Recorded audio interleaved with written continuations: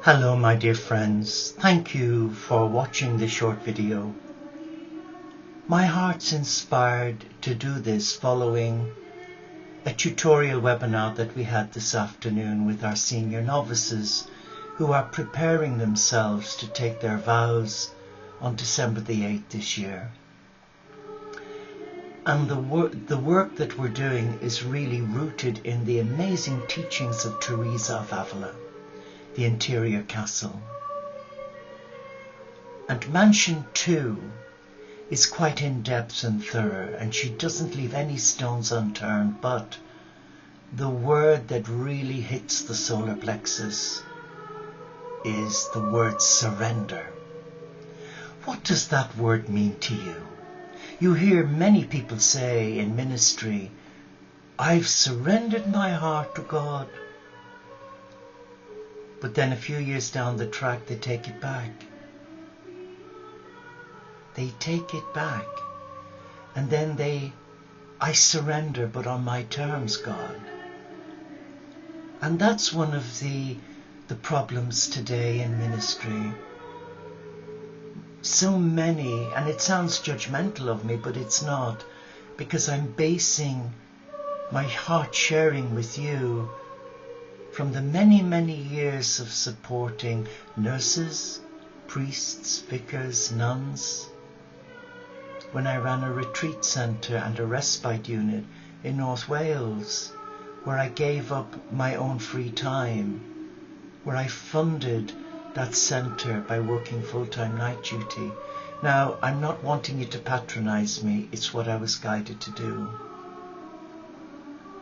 But let me read to you the words from St. Teresa of Avila's own mouth, and then you draw your own conclusion. The 8th room of the 3rd mansion says, I surrender.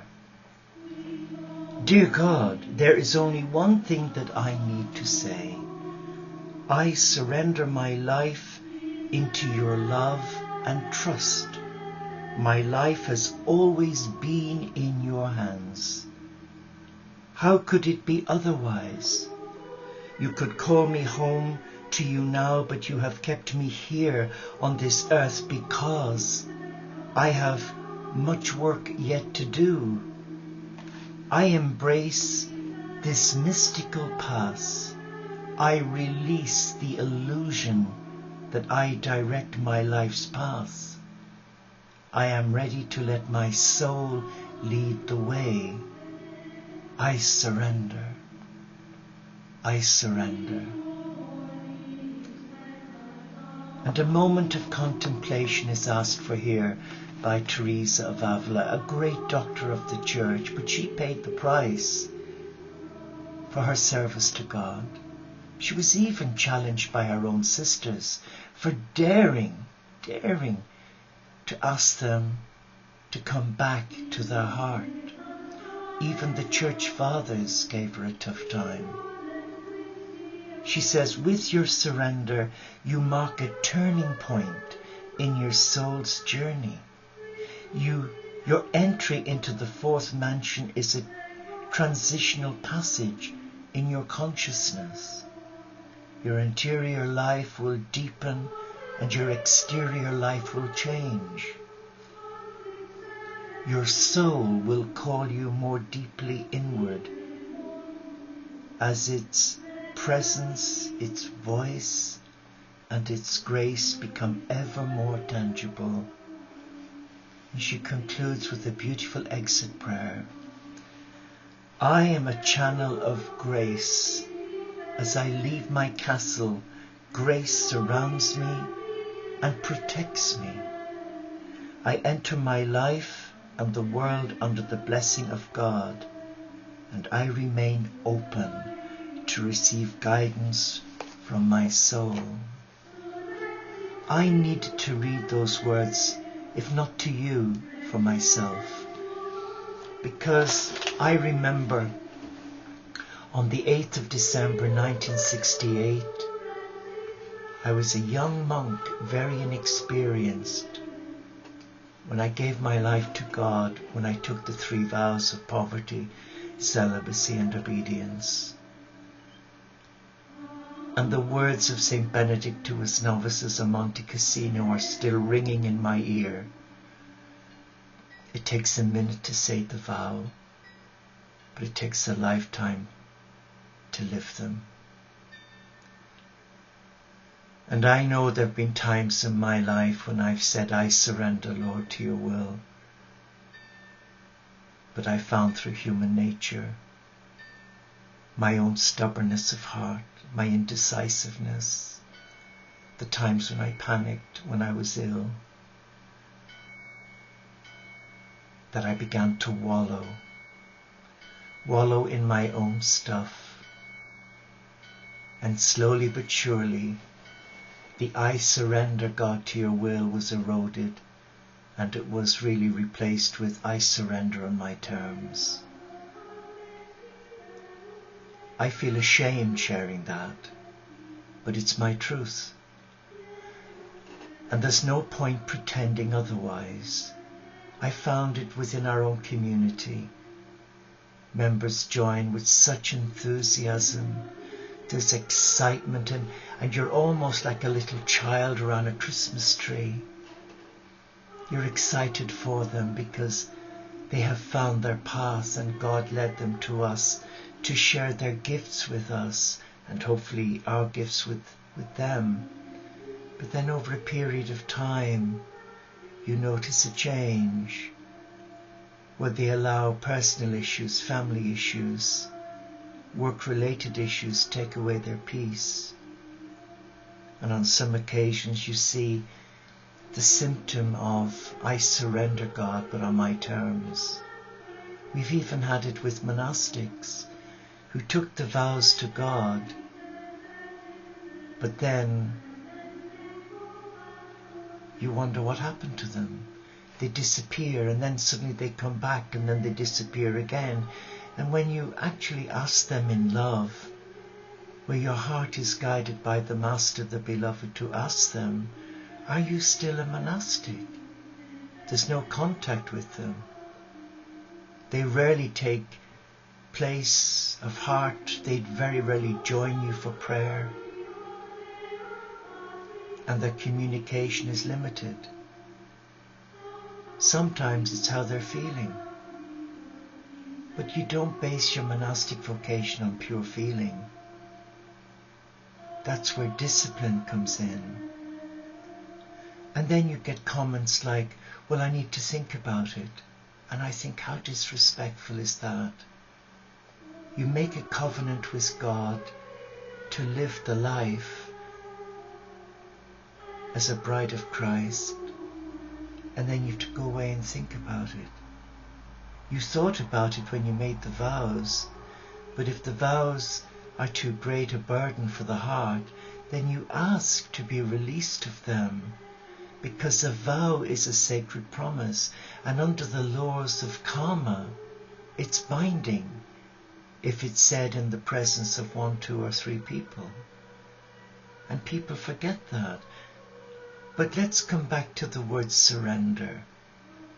If God, Spirit, is guiding your heart to surrender your life to God as a contemplative in a Christian, Buddhist, Hindu, Sikh, Islamic family, and you listen attentively and seek spiritual direction from your spiritual teacher, and you choose to make the decision to surrender your life to God, then God will bless you 100-fold. But if you listen to your head and so-called well-meaning friends, then you'll find that your surrender becomes, well, conditional. I have no regrets. In 2007, when I surrendered my heart on the 8th of December for life, and then I went through the formalities on December 2008 and 2010, where I decided to take the vow of enclosure, to only go out, i.e. to doctors, hospital visits, or to do the weekly shop. I've no regrets because my life is so fulfilled. Because God has taken the emptiness and the hankering and the loneliness. And I'm not one of those overtly religious monks. I'm me. And if people cannot take me as they find me, it's not my problem, it's their problem. Whereas when I was a Catholic monk, nursing monk, it was very much do as I say, but don't do as I do. And it was all so regimental and routine, and the spark of light went out of it. So gradually you took back your commitment. And that's why so many fall away. If you're in a loveless community where there's no love, appreciation, respect, integrity, then you give up. But because I'm a member of an online lay monastic community, that gives me the freedom to be me. And I think it's harder because you don't have the structures in place like you do in a conventional monastery. But you have the freedom to develop and grow and evolve into that beautiful child of God that you are. And when you meet with your brothers and sisters on the live stream prayer channel or the Skype monthly support group, it's just lovely. You feel a sense of belonging without the restrictions and the head one looking over the shoulder tutting at you. But it's disheartening when you find a member that once said they surrendered to God, took the vows, and you can see them backing off. Of course it's sad because it's a bereavement. It's a loss. It's a loss to the community, but it's a loss to them because it shows them for what they are, superficial. And superficiality and a monastic vocation do not go hand in hand very well. You end up getting frostbite. But the word surrender doesn't mean giving away your life. You're actually surrendering your heart to love. And that love pours love back. And the one beautiful thing that comes from that intimacy of love is the guarantee that you're protected, that you are safeguarded, that you are nurtured each second of every waking moment, of each day, of each week, of each month of your commitment, and that all your needs are met. And there's no excuse to say, I'm worried about this, because you're in divine service. And if you're in divine service, then there should be no worry.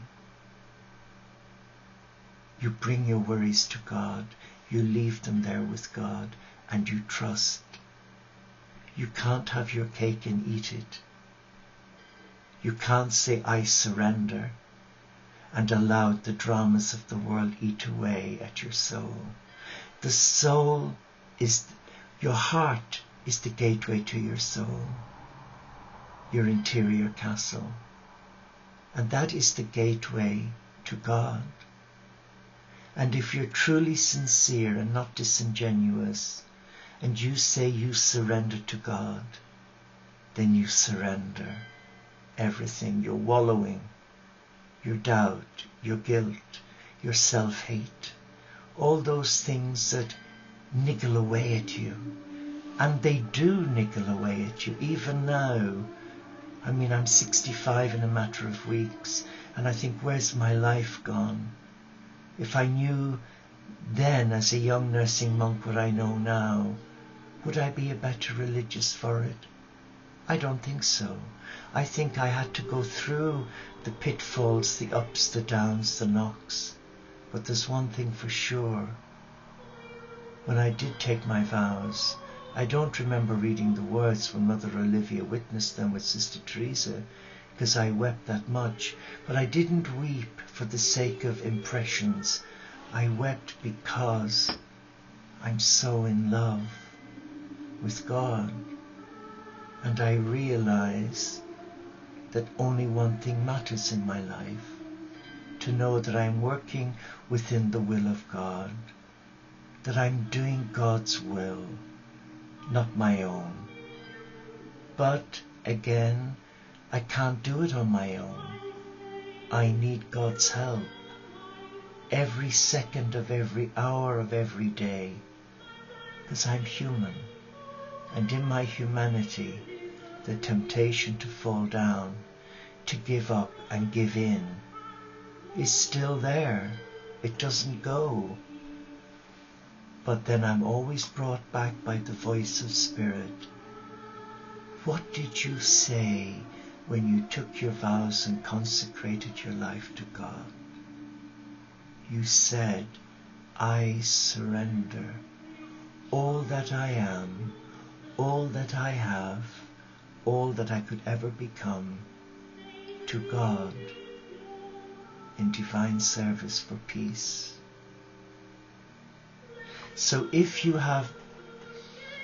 after watching this short video you sense that God is calling you to live a spiritual monastic life from your own home without joining a conventional monastery, but would like to have some structure and training and the freedom to evolve and grow into who God wants you to be, you're welcome to join us. You're welcome.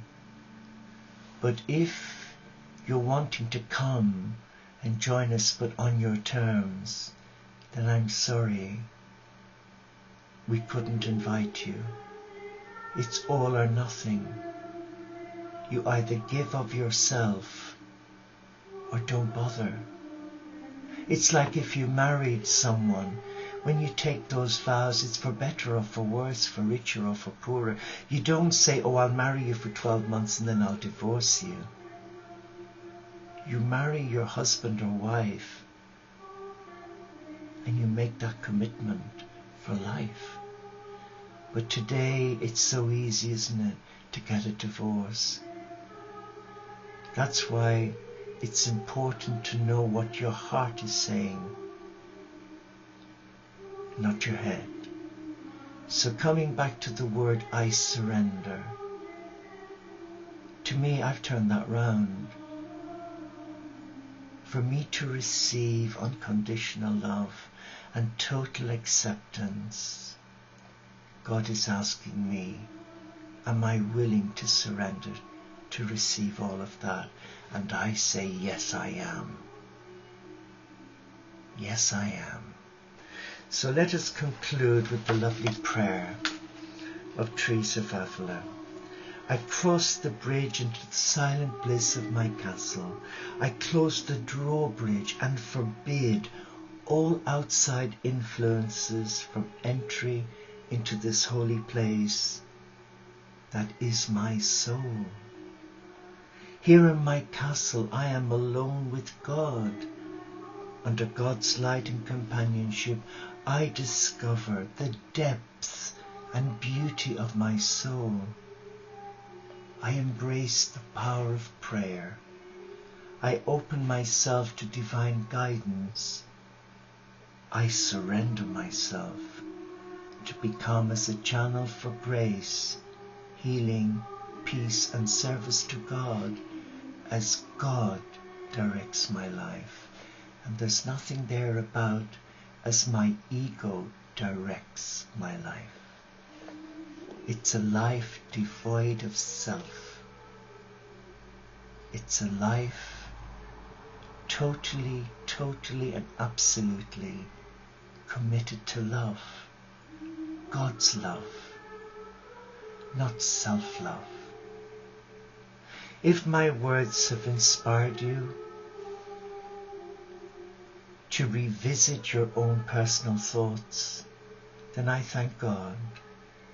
If there's help you need, you can contact me by emailing me or go on the website and just Google Interfaith Franciscans, Teo Community of St. Francis, and have a look and discern in your heart, is that the life for you or not?